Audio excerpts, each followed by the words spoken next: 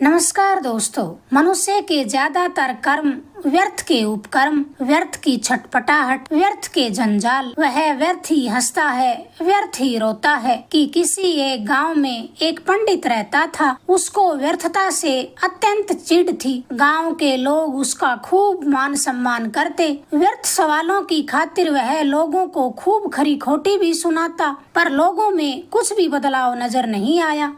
धीरज से समझाता तब तो लोग मुंह पर तो गलती कबूल कर लेते, पर थोड़ी ही देर में वही व्यर्थ के सवाल और वही थोथी बकझक। कई बार तंग आकर वह अपने मन को समझाता कि अगर दुनिया में ऋतुओं का परिवर्तन न होता तो मनुष्य की आधी व्यर्थ की बकबक मिट जाती। 20-20 बार एक दूसरे से कहे बगैर तसल्ली नहीं होती कि आज तो उमस बहुत अधिक है, आज तो लूएं बड़ी झुलसाने वाली चल रही हैं, आज तो ठंड बला की पड़ रही है, आज बड़ी गर्मी ज्यादा है, पसीने के नाले चल रहे हैं। उमस हो तो हो, पसीने बहें तो बहें। किसी के कहने सुनने से कुदरत में किसी तरह की घटत बढ़त तो होने से रही। गर्मी लगने पर तो पसीना ही निकलता है, फिर जतलाने की जरूरत ही क्या। मगर बोलना ही वाणी का सच्चा श्रृंगार है। जीवा को व्यर्थ बरतने से कुछ मानी जानी तो है नहीं। मनुष्य को अक्लमंद मानना सबसे बुरी और बिना पैर सिरों वाली बात है। उसके ज्यादातर काम अटपटे और व्यर्थ हैं। मनुष्य अपना आपा विसार कर ज्यादातर समय व्यर्थ के प्रपंचों में बिताता है। उसका अब इस कुचक्कर से पीछा हरगिज भी नहीं छूट सकता। एक दिन की बात है कि पंडित जी पालथी मारे आराम से रोटी खा रहे थे कि एक आदमी उसके घर पर आया। आकर पाए लागन के उपरांत थाली की तरफ देखते हुए कहने लगा, पंडित जी रोटी खा रहे हैं क्या? पंडित जी ने एक बार उसके मुंह की तरफ देखा पर कुछ उत्तर न दिया। पर व्यर्थ के सवाल पूछने वाले को धीरज कहाँ, फिर वही सवाल पूछ बैठा, पंडित जी भोजन कर रहे हैं क्या? इस बार पंडित जी ने मुस्कुराकर कहा, नहीं तो बछड़े चरा रहा हूँ भैया। तब भी वह अबूझ आदमी समझा नहीं। उसके कलेजे में व्यर्थ सवालों की खुजली चल रही थी। सत्यवादी बनते कहने लगा, व्यर्थ में क्यों झूठ बोल रहे हैं पंडित जी?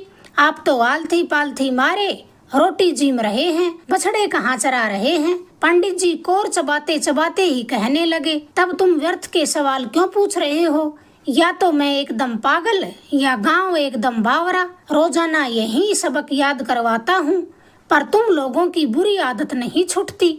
बिना जरूरत शब्दों को क्यों अपव्यय करते हो? और तुम लोगों को समझाने की खातिर मुझे भी तो जिग करनी पड़ती है, वो फालतू में अलग।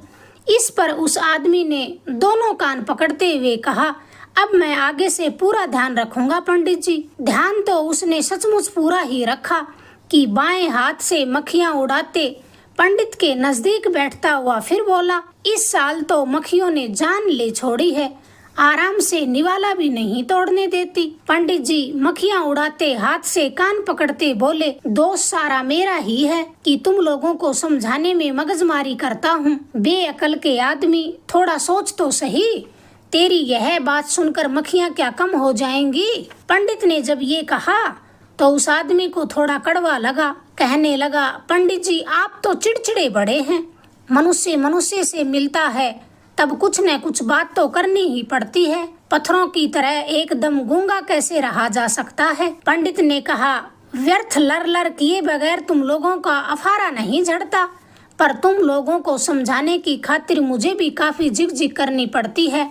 सोचता हूँ किसी दिन जरूर तुम लोगों को सद्बुद्धि आएगी। चांदी की पुरानी थाली की तरफ टुकुर टुकुर देखते हुए वह आदमी फिर बोला, क्यों पंडित जी, यह थाली तो आपके दादाजी के हाथ की लगती है, इसमें तो खासी मोच पड़ चुकी है। इस बार पंडित जी नाराज होते हुए कहने लगे, मुझे तो तुम्हारे सिर में मोच पड़ गई लगती है।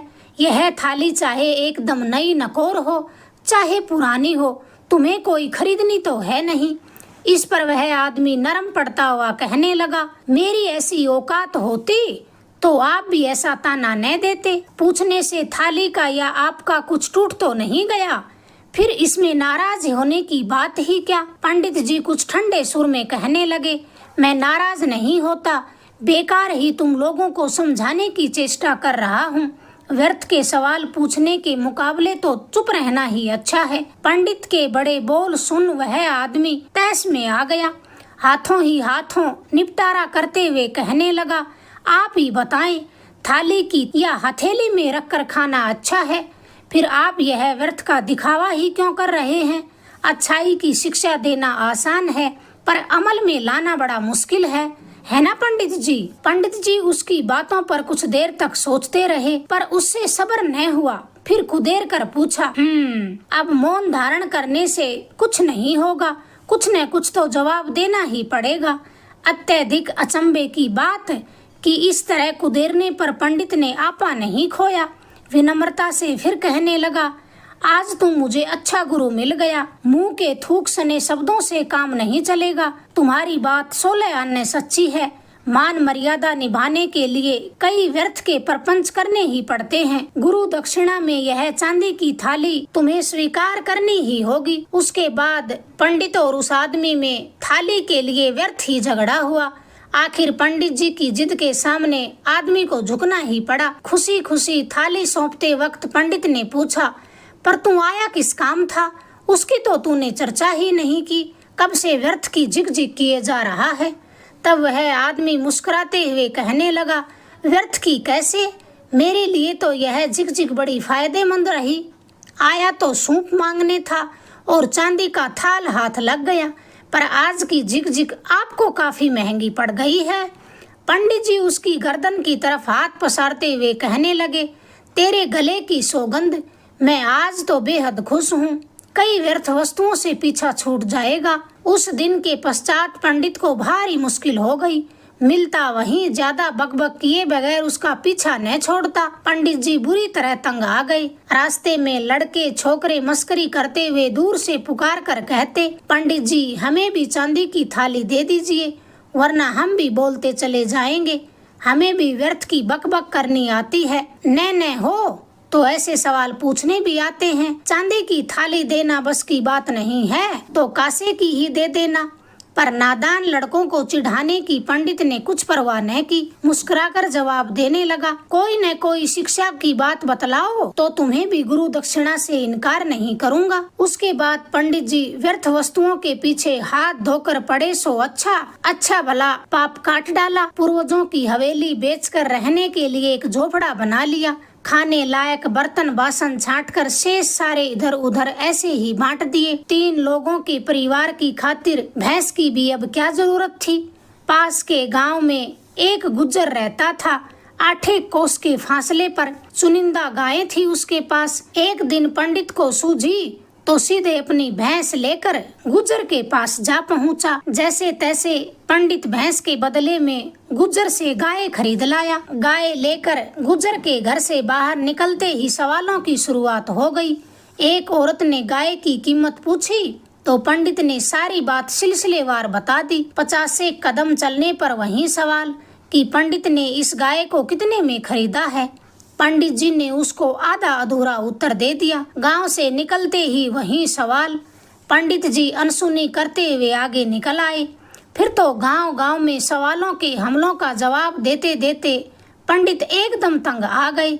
रीस तो ऐसी आई, या तो अपने कानों के पर्दे फोड़ ले या पूछने वालों की जीभें काट डाले। अपना गांव आया तब तक पंडित उन सवालों के मारे एड़ी से चोटी तक तमतमा चुके थे। गांव के सार्वजनिक कुएं के पास चांदी की थाली वाला आदमी खड़ा था। उसने तो पाए लागन करने के पश्चात भिड़ते ही पूछ लिया, पंडित जी इस गाय को कितने रुपए में खरीदा है? पंडित जी के कानों में तो जैसे सूल गड़े हों। सवाल का कोई भी जवाब न देकर गाय की रस्सी छोड़ पंडित तो सीधे सार्वजनिक कुएं में कूद पड़ा। कुआं ज्यादा गहरा न होते हुए भी चांदी की थाल वाले आदमी का कलेजा धक धक करने लगा। गाँव वालों को इकट्ठा करने के लिए शोर मचाया, पर पंडित तो नहीं माना। पानी में तैरते तैरते ही कहने लगा, समूचा गाँव इकट्ठा न हो तब तक बाहर न निकलूंगा। एक ही बार में एक एक आदमी को एक साथ सारी बात बतला दूं कि इस गाय की अदला बदली क्यों की और कहां से की।